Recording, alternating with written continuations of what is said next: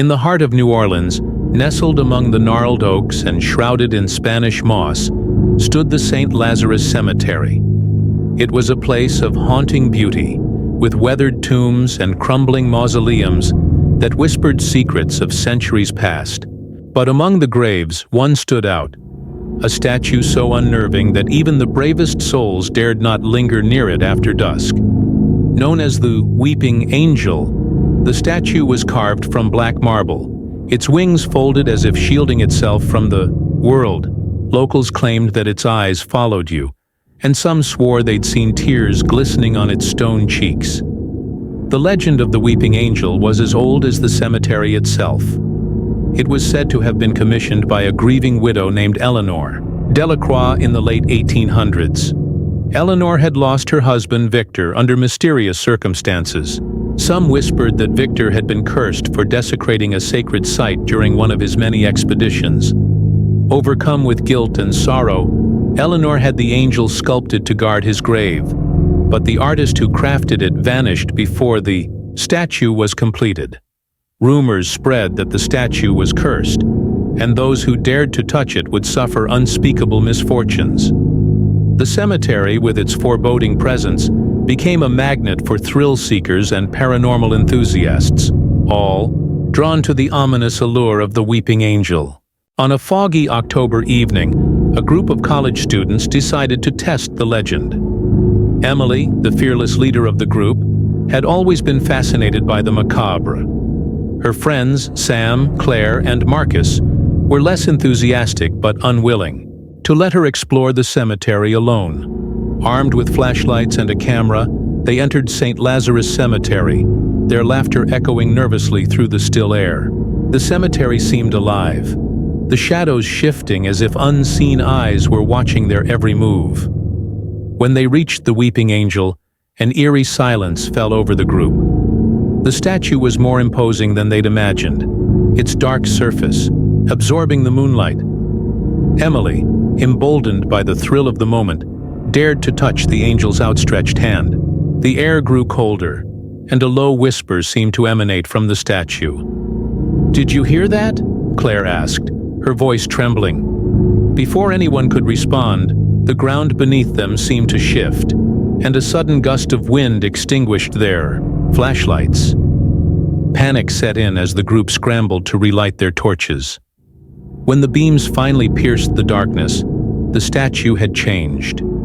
Its head, once bowed, was now tilted upward, its hollow eyes staring directly at them.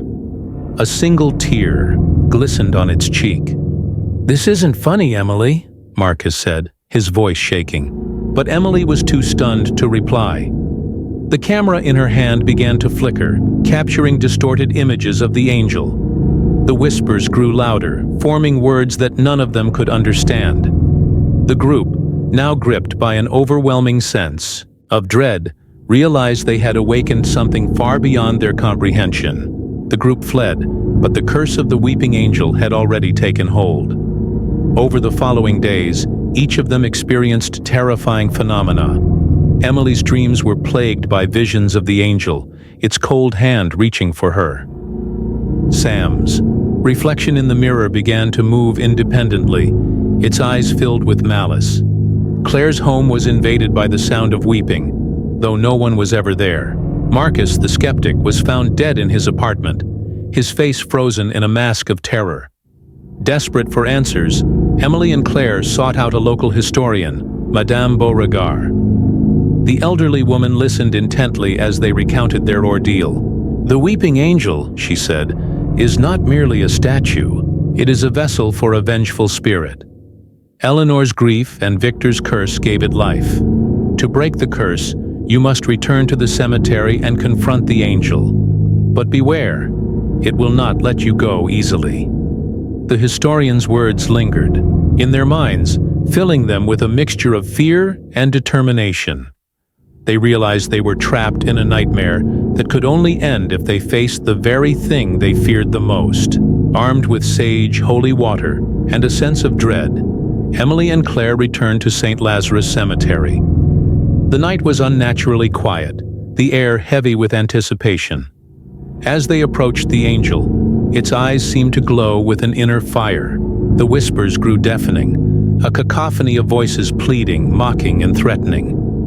Emily stepped forward, holding the sage aloft. "We know your pain," she said, her voice steady despite her fear. "We release you from this torment." The angel's form began to crack, black smoke seeping from the fissures. The ground trembled, and the air filled with an otherworldly wail. Claire sprinkled holy water on the statue, and with a final, shattering cry, the weeping angel crumbled into dust. The cemetery fell silent, the oppressive weight lifting. Emily and Claire collapsed to the ground, their bodies trembling with relief and exhaustion. Though the angel was gone, the experience left its mark on them. Emily and Claire moved away from New Orleans, unable to face the memories that haunted them. But the legend of the weeping angel lived on, whispered among locals and visitors to St. Lazarus Cemetery. Some claimed to see a faint outline of the angel on moonlit nights, a reminder that some curses never truly fade. And for those who dared to test the legend, the cemetery's shadows seemed to grow darker, as if the angel's spirit still lingered, waiting for the next soul to succumb to its curse. The shadows of the weeping angel's curse stretched far beyond the confines of St. Lazarus Cemetery. Stories began to emerge from other corners of New Orleans, tales of apparitions, unexplainable sounds, and a chilling presence that seemed to follow those who had encountered the angel. Emily and Claire, though miles away, found their lives entwined with the lingering essence of the curse. Emily's nightmares grew more vivid, the angel's hollow eyes a constant presence in her dreams. She would wake up drenched in sweat, her heart racing as if she had been running from something unseen. Claire, on the other hand, began to notice strange occurrences in her new home. Objects would move on their own, whispers would echo through empty rooms, and the faint sound of weeping would drift through the night. Despite their efforts to move on, the angel's curse seemed to cling to them like a shadow, a constant reminder of the night they had dared to confront the legend. Seeking solace, Emily and Claire turned to a paranormal investigator named Dr. Jonathan Carver. A renowned expert in supernatural phenomena, Dr. Carver had spent years studying cursed objects and haunted locations. Intrigued by their story, he agreed to help them uncover the truth behind the weeping angel. Together, they delved into the history of St. Lazarus Cemetery, uncovering long-forgotten records and hidden truths. They learned of Eleanor Delacroix's descent into madness, her journals filled with ramblings about the angel's whispers and the darkness that consumed her husband. Dr. Carver theorized that the angel was not merely a vessel for a vengeful spirit, but a gateway to something far more sinister. As they pieced together the puzzle, they realized that breaking the curse had only unleashed a greater force, one that now sought to claim their souls. Determined to put an end to the curse once and for all, Emily, Claire, and Dr. Carver devised a plan to confront the entity that had been unleashed. They gathered ancient texts, protective talismans, and rituals designed to banish malevolent spirits. Their research led them to a forgotten crypt within St. Lazarus Cemetery, a place where the veil between the living and the dead was said to be thinnest. As they prepared for the ritual, the air grew heavy with anticipation, and a sense of foreboding settled over them. They knew the risks, but they also understood that failure was not an option. The entity's power was growing, and if left unchecked, it could spread beyond the confines of the cemetery, wreaking havoc on the living world. The night of the ritual was marked by an eerie stillness, the city of New Orleans seemingly holding its breath. As Emily, Claire, and Dr. Carver entered the crypt, they were met with an overwhelming sense of dread. The air was thick with the stench of decay, and the walls seemed to pulse with an unnatural energy. They began the ritual, chanting the incantations and lighting the sacred candles. The ground trembled, and a chilling wind swept through the crypt, extinguishing their flames. The whispers grew louder, transforming into guttural roars that shook the very foundation of the cemetery. The entity, now fully unleashed, materialized before them, a swirling mass of darkness and despair. Its form was ever-changing, a grotesque amalgamation of faces and limbs that seemed to reach out for them.